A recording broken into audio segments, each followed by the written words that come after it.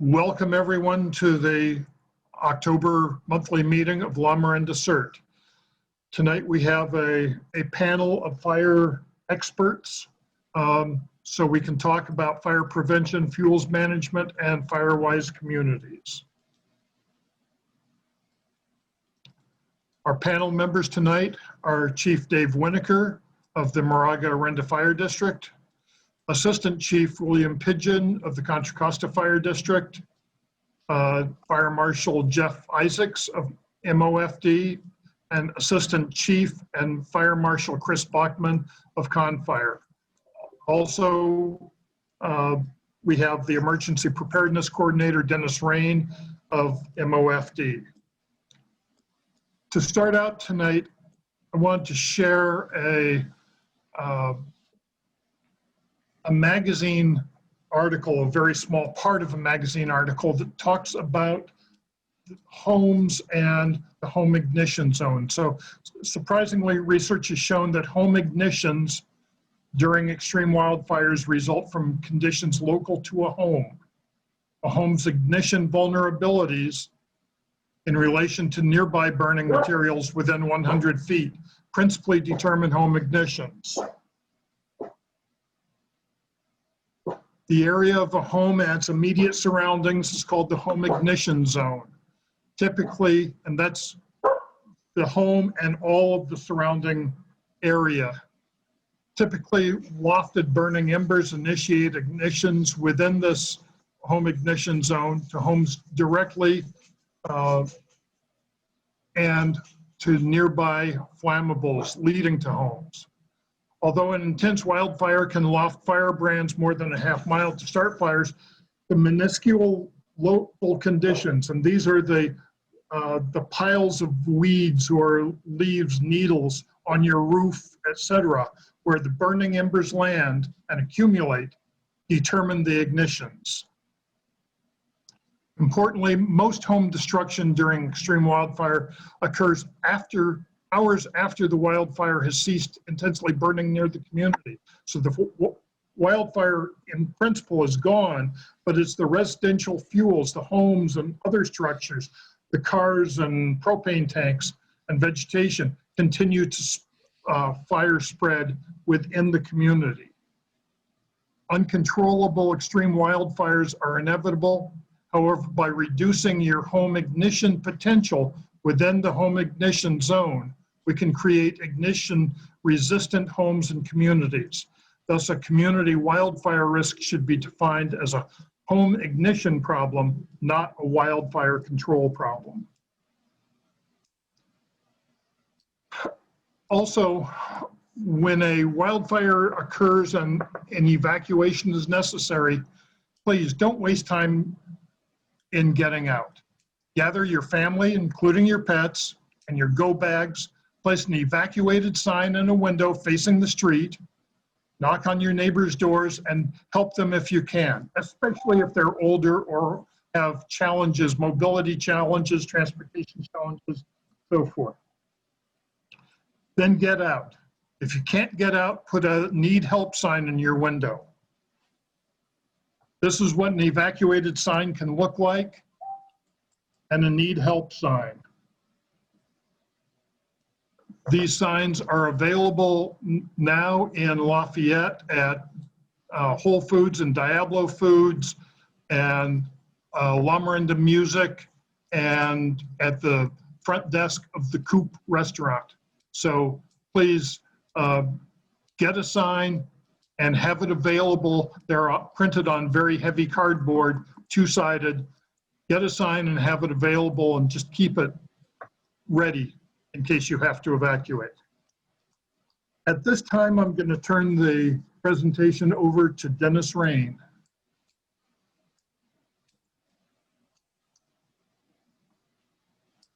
So Duncan, or Jeff, I just got to find that screen sharing is not allowed. Could you try and fix that for me? Oh, looks like it is.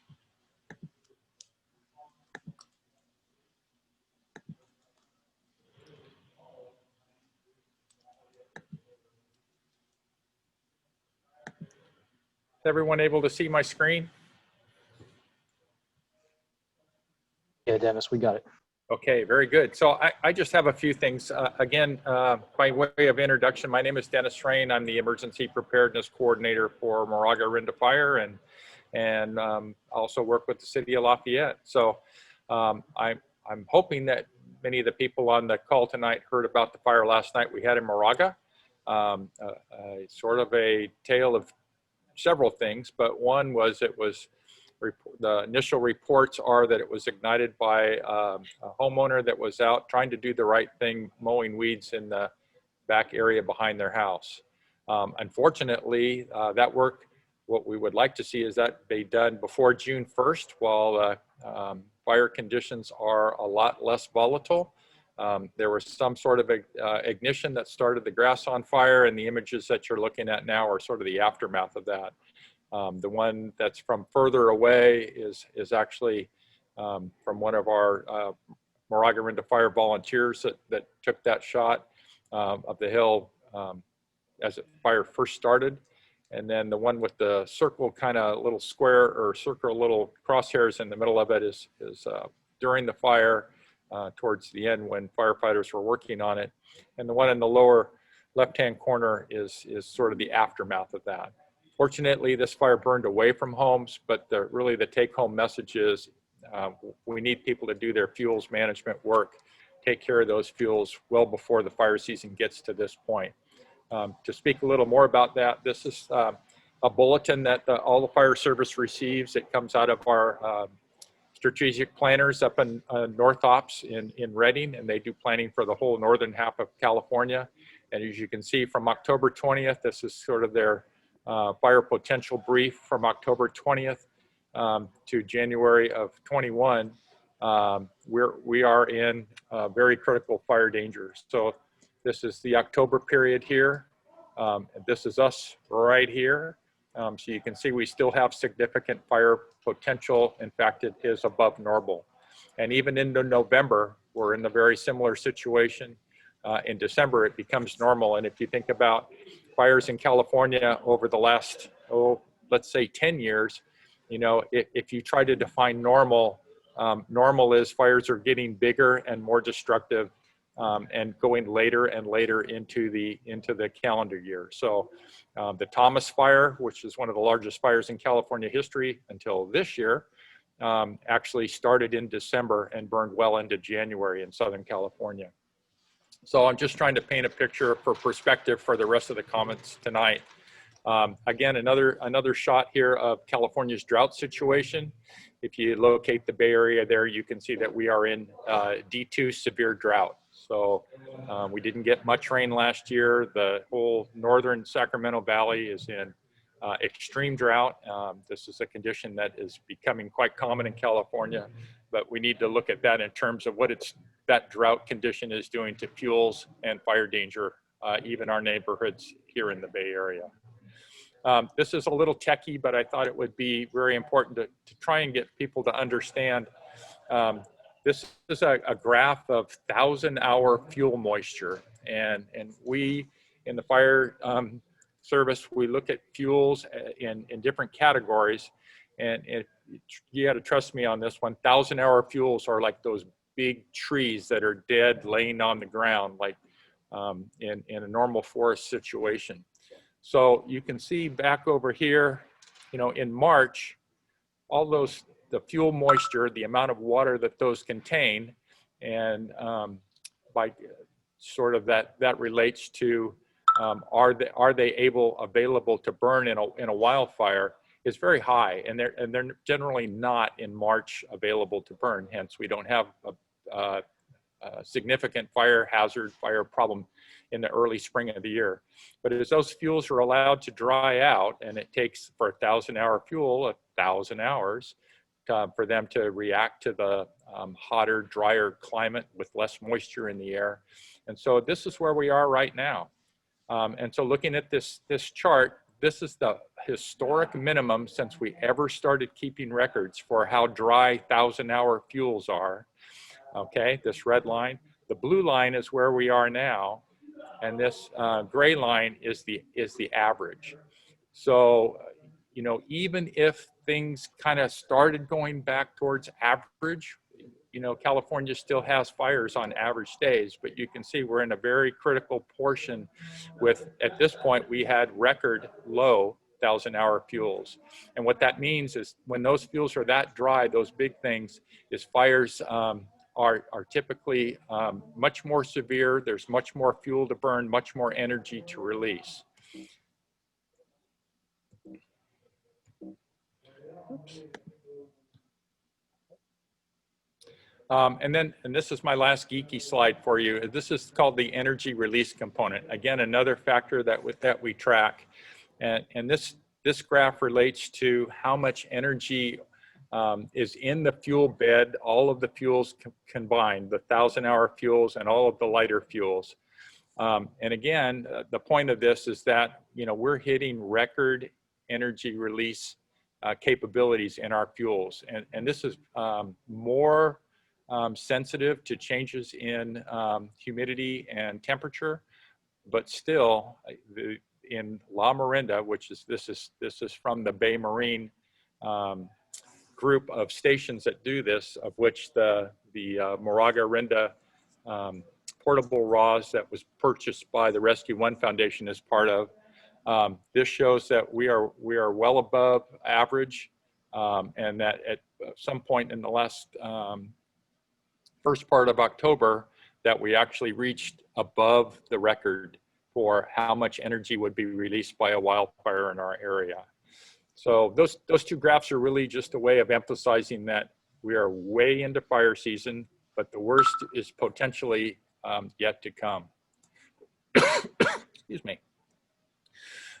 So if you've noticed around town, we have about a dozen of these signs in front of most of our fire stations and in other prominent intersections.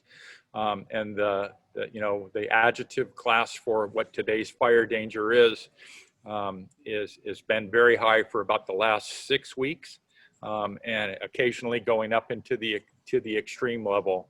The little flagpole that you see on the left-hand side of this structure is actually where we'll post red flags. So we're trying to reach out into the community and let everyone know what the fire danger is, hopefully create some sensitivity. And the key thing here is to, when the fire danger from now until we get probably 2 inches of rain in the area is going to be either very high or extreme. And the way that we need you to implement that sort of information is to eliminate all ignition sources. That kind of circles back to the folks that were cutting their weeds yesterday and it inadvertently started that fire, but still that it could have been a very bad situation for everybody involved. There's another kind of way to look at it. This is where those signs are located. And on the MOFD website, there's also a link that'll take you to this page. And as the color of these dots on the map change, it's an indicator of where the fire danger arrow is set. And then the last thing I wanted to talk about was real quickly was the Alert Wildfire camera system that's up in the East Bay area. I'll put a link in the chat where you can look. It's also right here, www.alertwildfire.org, and you can go to this dot right here, click on it, and it'll take you to a selection of cameras that you can actually look in. This is the top of Volmer Peak, looking from the camera up in the Berkeley Hills over Briones Reservoir. You can actually look in and see what's going on kind of around the Bay Area. When we had the fires a few weeks ago, this was pretty much smoked in and you couldn't see anything, but I think things are getting better now. This is a picture, a view from that camera last night at the fire that was in Moraga. So it's a pretty good resource. And again, I show this picture not to alarm anyone, but just to stress the fact that we are just heading for the most critical part of fire season. If you remember back, the tunnel fire started on October 19th and 20th in 1991. And we've had a number of major fires in California. In fact, a number of major fires are still burning in the state. So please, everyone, be fire safe. And I'll look forward to listening to the rest of the presenters. Thank you.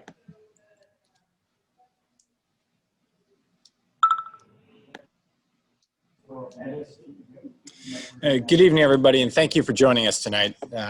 As Dennis alluded to with the charts, I think we can boil that down to one simple message, and that is Despite the fact that 2020 is turning into the year that won't end, and despite the fact that I think we're all good and tired of smoke in the sky and the threat of fire, we're just now entering the typical fire season in California. And the fact that this has been a long fire season already, and the fact that we're over 4 million acres, shattering the previous record of 1.9 million acres from a couple of years ago, nature just doesn't care. And I'd ask everyone to remember that the pre-European average for acres burned in California was 4 to 11.5 million acres per year. So at the 4 million acres or so that we're sitting at now, we're just scratching the lower end of the historical average. And not only was the historical average that high, but current conditions are exacerbated by the effects of over 100 years of aggressive wildfire suppression, which have allowed fuels to accumulate to just unprecedented levels. At the same time that we see climate change stressing and weakening the forests, it sets the stage for really serious fire danger. But for those of you who heard me talk before, the really simple fact I would like to emphasize is that fire isn't able to just magically transport itself across space. Last night, when the firefighters were making a very aggressive attack to contain that fire, the way they put it out, by and large, was they disrupted the continuity of the fuel bed, as in they removed fuel from the fire's path. So when the flames reached that point, there was simply nothing for it to burn. And in the absence of something to burn, fires go out. And as common sense or as simple as that may appear, I would ask you to apply that same principle to your parcel, to your home, to the vegetation that immediately surrounds the place where you and your family live. And remember that if you complete the required exterior hazard abatement, fuel mitigation work around your home by the district's annual deadline, June 15th this year or June 1st next year, you have protected your home by eliminating or removing the very things that will allow fire to be transported to the place where you and your family, if all else fails, your house becomes your default shelter-in-place location. So the very place where you and your family will be seeking shelter from the fire, you have the ability to harden it or protect it in advance by carrying out some very simple steps that are simply enhanced landscaping or gardening at their most basic elemental form. And so while there's lots of discussions of other things that can be done, the simplest thing you and your family can do to prepare to protect yourselves, and by protecting yourselves also protecting the rest of the community, is to comply with the district's exterior hazard abatement requirements to remove fuel around your home, to break up the continuity of the fuel bed, to remove combustive material that is accumulated on your roof, in the valleys and the gutters. And in doing that, you harden the home so it is less likely to burn. And as everyone does this, and as all of the homes in the district come into compliance, we by and large have mitigated the threat. And now, while wildfire will continue to be present in California, the threat of wildfire that our community is exposed to is dramatically reduced by readily available, accessible, low-cost measures that everyone can take. In fact, a well-maintained home is probably taking already. We just need to apply a little extra effort to reduce the continuity of the fuel bed in close proximity to the home. So to that point, Jeff Isaacs, our fire marshal, is going to talk about some of the elements of the new fire code, which went into effect in the Lamorinda Fire District on October 7th. And it'll be the first to recognize, and we certainly heard during public outreach and meetings and in presentations to the city and town council, that there are elements of this fire code that absolutely change our understanding of the suburban landscaping ideal. There are some things that all homes in the district are going to have to change when it comes to the presence of combustive material, specifically mulch, in close proximity to the home. And we understand this is a change, but we wouldn't ask everyone to undertake this change if we didn't firmly believe that this is the highest return on investment, lowest cost work we can do. And in the absence of this sort of work, everything else we're doing, the construction and maintenance of the North Lamorinda shaded fuel break, all of the work along the evacuation routes, the over 2,500 inspections that our crew conducted this year, and the many days of chipping and fuel reduction, all of that is for naught if combustive materials remain in close proximity to homes where blown embers and brands will fly over all of the other areas of our work and will land to start small fires immediately adjacent to homes where they will find gaps, they will find vents, they will find pathways into the void spaces of the homes, and those homes will burn. And when a home is ignited, the ignition and the energy release from that is tremendous. And all bets are off when homes start to burn because they burn so hot and there's so much fuel present there. So it's critical that we protect those homes, not only to protect the occupants, but protect the homes that are around them. And the last thing before I hand over to Jeff, just one point I'd like to clarify when it comes to evacuations. If you have time, if the fire is hours away, you have time to collect your pets and you have time to post a window signs saying evacuated. That's great. We would appreciate the help. But unfortunately, the brutal and unfortunate truth in our area is fires that burn in our region. The 1923 Berkeley Hills Fire, the 1991 Tunnel Fire, the 1970 Fish Fire. These are 12-hour fires that move with tremendous speed and intensity. There's very little time for evacuation warnings and notifications. And when the first sign of that fire is coming, is probably the last warning that fire is coming, and it's time to go right now. And people have absolutely died in their homes while trying to find their pets. Pets are afraid. Pets will sense that the danger the fire presents to them, and they will hide. And if you spend time seeking your pet, and if you spend time trying to get a window sign up when there is not time to evacuate, you are absolutely putting your life at risk. I would like you just a simple takeaway. If you have your loved ones, you have your car keys, you have your wallet, and you have your cell phone, you are now ready to evacuate. If you've prepared a go bag in advance, that's awesome. Pick it up on your way out the door. If you have not, it is too late to spend that time trying to figure out what to bring with you. If you have those 4 simple things, it's time to go, and it's time to go right now.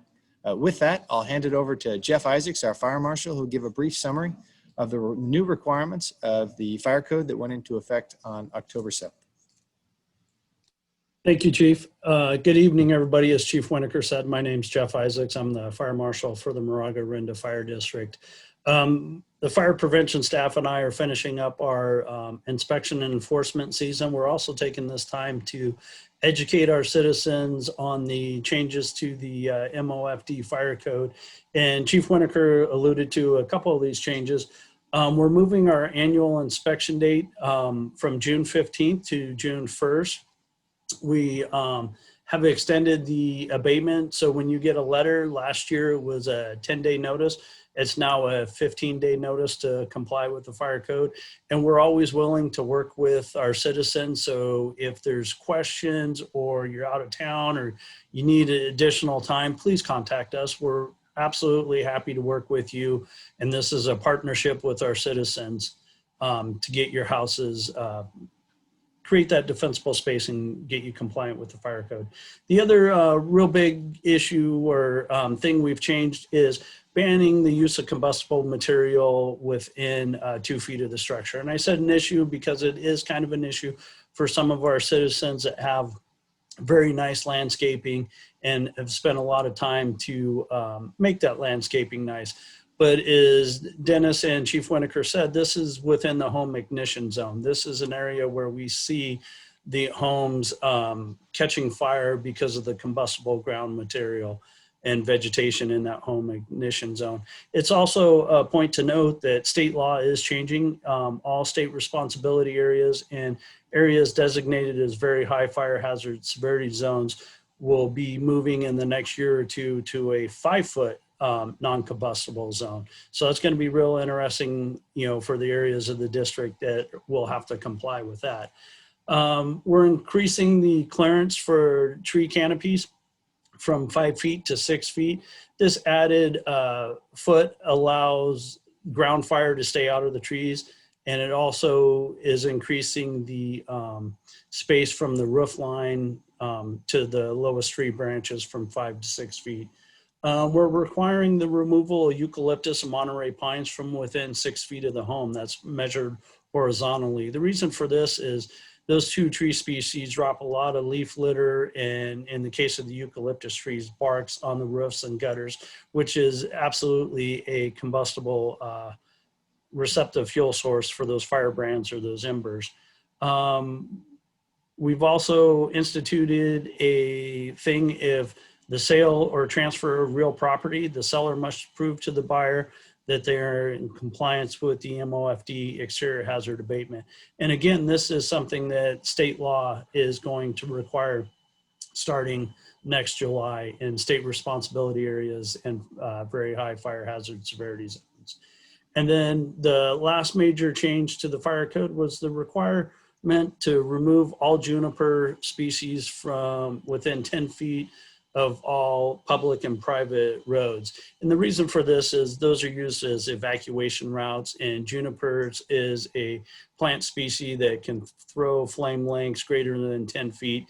So we would have flames impending or encroaching on our evacuation routes. So those are the major changes to the MOFD fire code. And if anybody has any further questions or thoughts on that, please reach out to our office and I'd be happy to answer those. Thank you.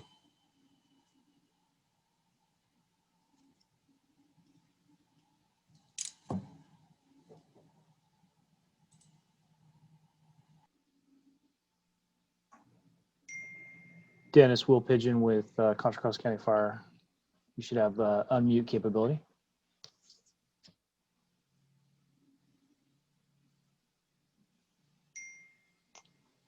Everyone, my name is William Pigeon, Assistant Fire Chief with Contra Costa County Fire. Joined today with Fire Marshal, Assistant Fire Chief Chris Bachman. The Contra Costa County Fire Protection services the city of Lafayette. So everything that Chief Winokur just spoke about, and also Fire Marshal Isaacs with the Moraga-Orinda Fire Protection District is applies to Moraga-Orinda.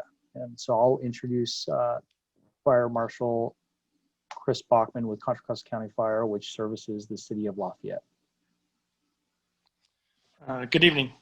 Thank you, Chief Pigeon. Again, my name's Chris Bachman. I'm the Fire Marshal with Contra Costa County Fire.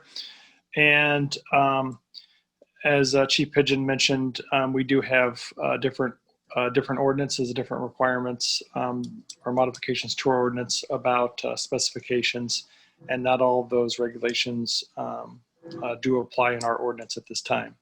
I do want to take a moment, though, to go a little further into building construction, type of construction, and home hardening, and really discuss 7A construction. So I was hired as the Fire Marshal for Contra Costa County Fire a year and a half ago. And in the last, 18 months, being here, the one thing that I've noticed as I'm out talking to residents, as I'm talking to even contractors and discussing with them 7A construction, it's truly alarming the number of people that are not aware of this term. And even if it's not required in your area, because there's certain sections of the building code and the fire code that will call out when this type of construction would be required, I think it's a great reference to refer to identify different things that you can do proactively to your home and provide recommendations on how to improve your home hardening. Along with the 7A construction, it also talks about vegetation management and recommendations. And that's kind of a lot of what we've heard tonight, where it's discussed with defensible space and weed abatement standards and what those requirements are.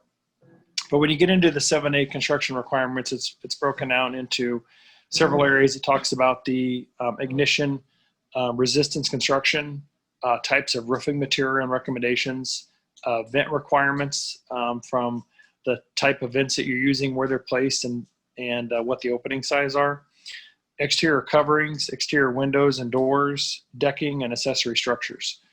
So if there's things that you can be proactive on your home, from replacing the type of vent maybe that you have, or looking at you're going to replace windows or doors, I think there's recommendations that even if you're not in an area that would mandate this change, there's some great material out there and great information on how you truly could make your home a more hardened home and provide it a better chance of being fire resistant if your area is ever in the immediate danger of a fire. And then one last thing I'd like to cover is I just talked to one of our assistant chiefs who's just getting back from his third deployment as a strike team leader. And, he said routinely, even on all three of the fires, there were multiple things that really kind of would make or break when they were able to save the homes, when they're just literally on that initial fire attack and they're bumping and running from subdivision to subdivision. And he said, it really made a difference when they had good defensible space, we had access to the structure, and then the construction type and features, such as, home hardening was a factor. And I think that when we're seeing that over and over. And we talk to our firefighters and our shark team leaders that are out on these calls, and we, hear the success stories. It's great information to hear, and that's why I wanted to make sure I'm passing on this information, that people are aware of, 7A construction, because it does play a role into providing us a better chance to protect your home, along with the defensible space. And of course, he said, unfortunately, even when all of these things are met, they were faced with scenarios where, based on the topography and the wind direction, it just really didn't give them a fighting chance. So, there are, times you can do everything right, and unfortunately, the fire is going to move in the direction that Mother Nature wants to push it. So, if we could pass on these information, these tips, I think we can provide a better and a safer community, and provide us with a chance to protect your home in the event that a fire does occur in your area or neighborhood. And that's all I have. Thank you. Thank you, Chief.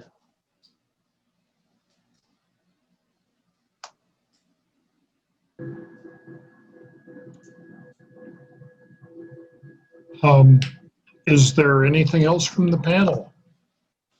Dave, Dennis?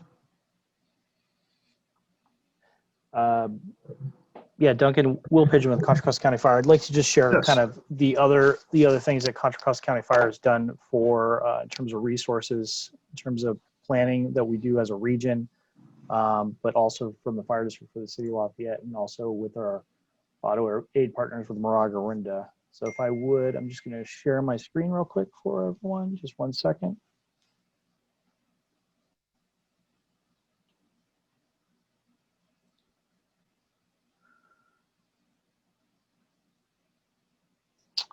Okay, so just in terms of for some of the things that the region's done, and then also Contra Costa County Fire has done, we have, like Chief Bachman said, we have an exteriors hazards program that does inspections for homeowners throughout the city of Lafayette. We also have a fire dozer program, which maintains a lot of the fire trails throughout the county and also throughout the city of Lafayette. Contra Costa County Fire just introduced Crew 12, which is a hand crew, which helps the region in terms of support getting those fire engines off the vegetation fires quickly. In terms of a planning, the Moraga-Orinda Fire Protection District and also Contra Costa County and other fire agencies throughout the operation area do participate with Cal OES in terms of pre-positioning. So when we have these red flag events, we do bring in additional resources either internally that are paid for by Cal OES, or we'll bring them from outside the operation area or outside the county. Like Lamorinda CERT has mentioned previously, Moraga-Orinda Fire and Contra Costa Fire have the guide to wildfire preparation and evacuation. Contra Costa Fire has implemented some personnel recall policy changes. And then in terms of the resources, we've had multiple fleet improvements, including we've added, Contra Costa County Fire has added 2 Type 6 wildland fire engines, 2 2,000-gallon water tenders, an additional fire dozer. We've added additional to our reserve apparatus fleet. We've also created a partnership with Reach Air Ambulance for a dedicated EMS helicopter, but also a dedicated fire EMS rescue helicopter, which was actually used just last night on the Moraga Fire with Moraga-Orinda Fire. We've added additional portable radios, expanding our ability to upstaff all of our crews. And like Duncan mentioned, or Dennis Rain mentioned, alert wildfire cameras has been a drastic increase for situational awareness from the operational area in terms of having situational awareness of that fire size up or the smoke that's showing. We can put a camera on that at the initial time of dispatch before the crews have even arrived to the scene. We have other tools that we stay informed with from the National Weather Service. And of course, we have a great partnership and practice with the community warning system. Just one other thing before I turn it back over to Duncan or the other panelists was wanted to mention that if you have not already, it's very important to register with the CWS or community warning system. And Duncan will cover that, I'm sure, on tonight's details on tonight later on this meeting. So Duncan, I'll turn it back over to you. I just wanted to cover those couple things.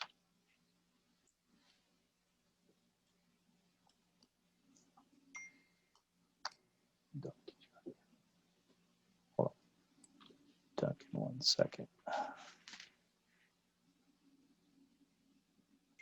And Duncan, I think you can now unmute if you're. Dave Winokur would like to talk about Firewise and some other items. Can you unmute him, please? Great. Thank you, Duncan.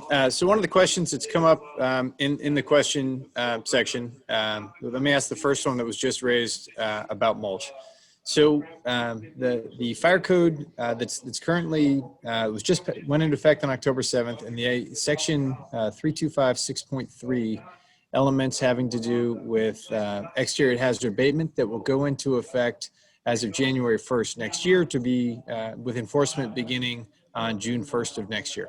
That will require a 2 foot by 1 foot box, if you will, measured from the point where the foundation of the home meets the ground. So if you move 2 feet out horizontally from there and 1 foot up, there cannot be combustible material in that space. And so if there's privets or decorative plantings or bushes and so forth in that area, that means those have to be trimmed up so there's no portion of the foliage, the leaves and twigs and small branches within 1 foot of the ground. Above that, however, those plants can remain in their current state. On the ground, there is a requirement that combustible material, to include mulch, be removed. And so the question always comes up, as was placed in the chat, is, well, what can I use as an alternative? And there's a number of choices. The first choice is bare mineral soil. Obviously, there's a lot of reasons why that's not ideal, having to do with weed control and runoff and sightliness and so forth. The second option is aggregate, gravel or other non-combustible rock or something like that. River rock is an option that some homeowners have used that is aesthetically pleasing depending on your landscaping style. And then the last option is creeping green ground cover. And there's a list on the MOFD webpage under fire prevention. There's a list of approved ground cover. And these are things like ivies and other, well, quite simply, creeping green ground cover, which, if properly irrigated and maintained, are acceptable to use as ground cover in that space. And the reason that matters, the University of Nevada, Reno put out a study a couple of years ago where they studied the combustibility of mulch and other ground cover. And what they found, from best to worst, the absolute worst you could use is shredded western red cedar, so we call it gorilla fir or something like that. That consistently puts off flame lengths of over 6 inches. And you get all the way down to partially combusted Sierra chips, which is just sort of your standard chipped up tree.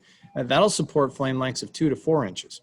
So imagine, if you will, after your family is evacuated, so you're going to be gone, firefighters are going to be up on the hill trying to stop the main body of fire, and the blizzard of embers that will be sweeping across our community. All it takes is one of those to land in that mulch bed and to start a very small fire. And that small fire, which is unremarkable and not particularly threatening in its own right, that small fire will start chewing through the mulch, which forms a continuous fuel bed towards the home.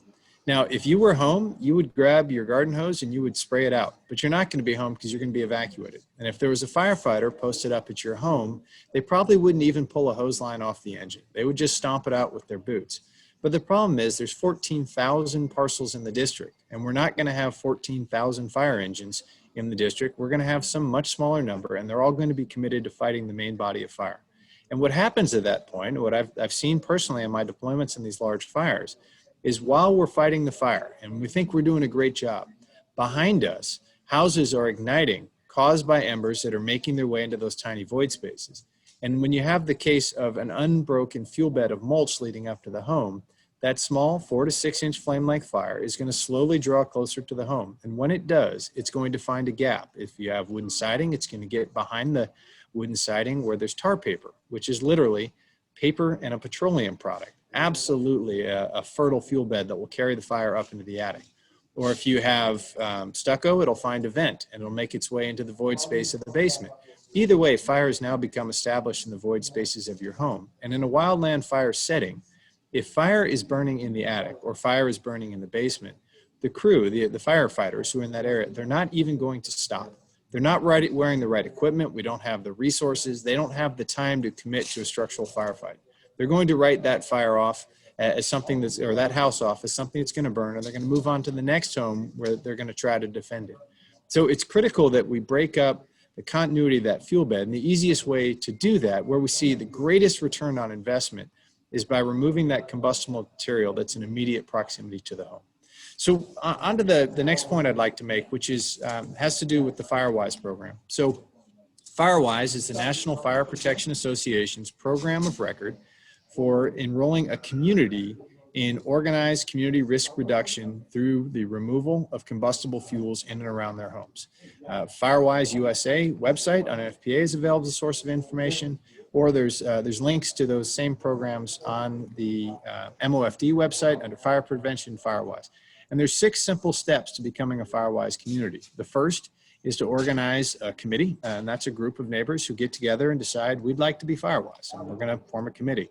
The next is to contact the fire district for an assessment. We'll come out, we'll take a look at your neighborhood, and we will do an assessment looking at fuels, topography, and the exposure of homes based on those elements, and make some recommendations about how the fuels beds in those areas can be modified. The next step is to hold a meeting. We're happy to come participate in that meeting with your neighbors to talk about what the program is and how you would implement it. And the next step after that is to carry out fuel reduction efforts, to make a fuel reduction investment, which is a very nominal amount. And there's a dollar figure, or there's a number of hours which are converted to a dollar figure using a really simple formula to reduce fuels in your community. Then you submit an application, and then there's a final step to gain that recognition.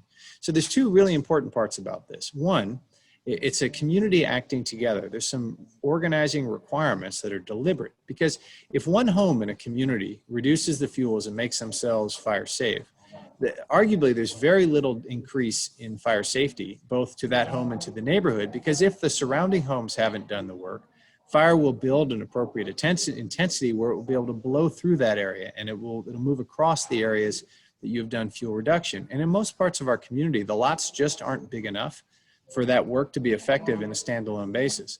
The second part that's so important about this is by organizing the community, by bringing everyone together, you can show effects in the aggregate. And those effects, recognized through Firewise USA, can be used as a very important element of the conversation between a homeowner and your insurance company.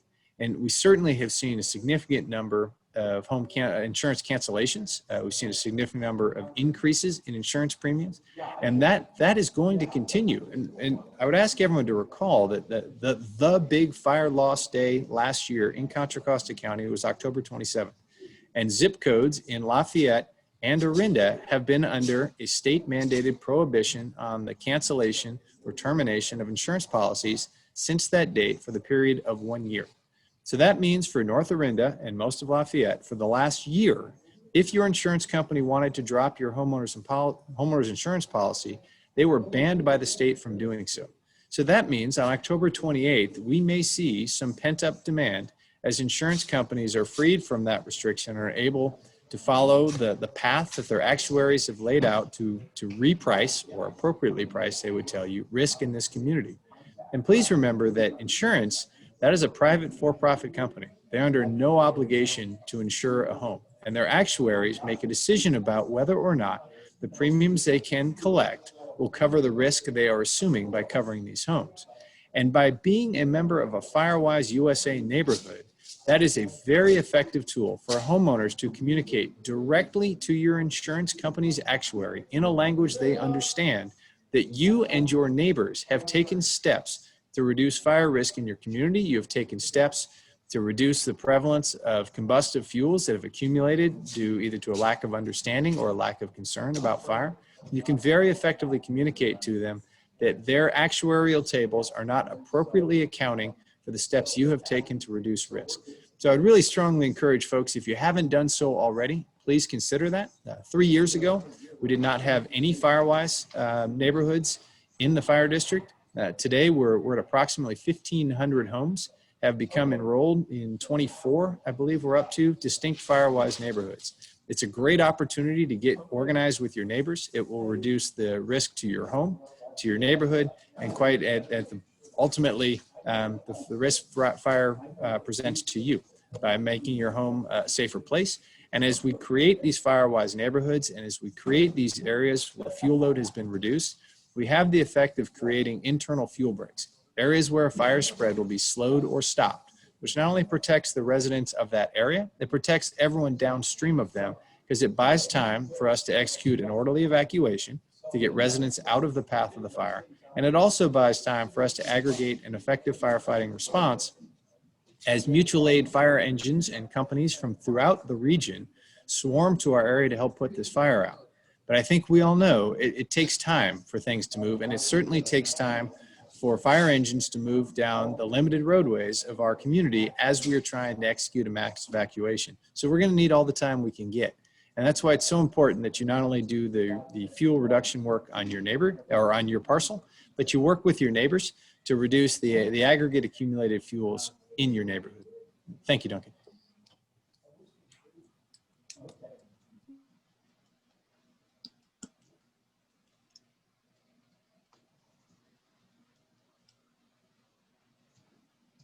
Dave. Chris, do you have anything to add to Firewise as it relates to Lafayette?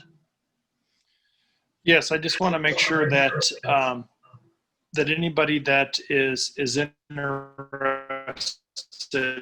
in becoming a Firewise community, whether you're in Contra Costa County Fire District or Lamorinda, that it does take fire departments, because we will come out and do an assessment of your neighborhood.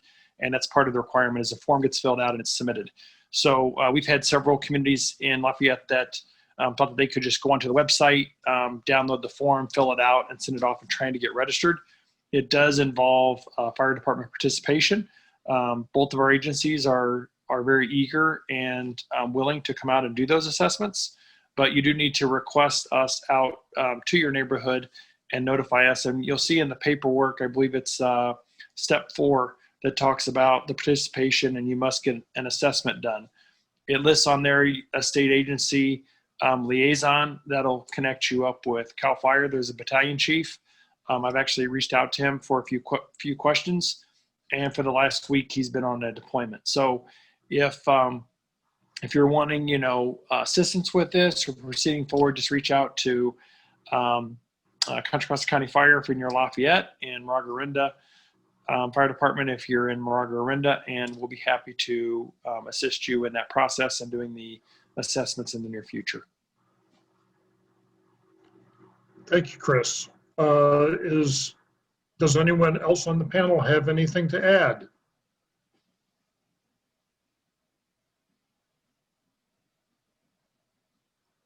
Hearing nothing. Hey, Duncan, Thank just you all. let me, 1 second. I just want to unmute Jeff Isaacs to make sure, or Chief Winokur, if there's anything else. Let me just ask them to unmute just for a sec, just see if there's anything else, just to make sure. Chief, this is Jeff Isaacs. Nothing else to add. Thank you. Thank you. And Chief Winokur has nothing else to add as well. So I just want to make sure. Sorry, Duncan, my apologies. Okay, and you have nothing else, William? No, just as a reminder, let me share the screen again, just as a preparedness in terms of staying informed with wildfire. Pay attention to the National Weather Service, so you can pay attention to the red flag warnings that are typically on the media. Additionally, you can go to Lamorinda Fire Protection District's website, mofd.org, or Contra Costa County Fire Protection's website, cccfpd.org, and find the Wildfire Preparedness and Evacuation Guides.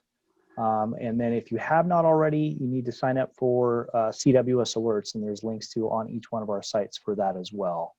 And that is different from Nixle, but that's all I have to add. Thank you so much, Duncan. Thank you. And let me reiterate that CWS, the number one reason we find that people don't get the CWS alerts is because they are not properly signed up for it. So if you haven't gotten alerts in the last 3 virtual evacuations, maybe you're not properly signed up. So go back and try it again. We want everyone to be signed up for CWS, and CWS handles the life-threatening evacuation messages. Nixle handles things that are local, like trees down, and generally the local police activity, police and public works, but it's CWS that does the major evacuation notifications. So with that said, this meeting has been recorded. We will edit out any dead spots and so forth, distill the recording and have it posted on the Lamorinda CERT website under meetings. It'll be at the very bottom of the page, so you'll be able to look at it. I'm sorry that we didn't have the proper Zoom licensing taken care of. We thought we had room for 500 people. It turned out that we only had 100 licenses active for tonight. So that's been resolved, but we couldn't get the other people in. So we will be sending emails to everyone. So if you're here, you'll still get an email saying, we're sorry that some people couldn't get in, and it'll have a link to the recording. Again, thank you all for coming, and we will see you hopefully again next month for another Lamorinda CERT monthly meeting. Thank you. Good night.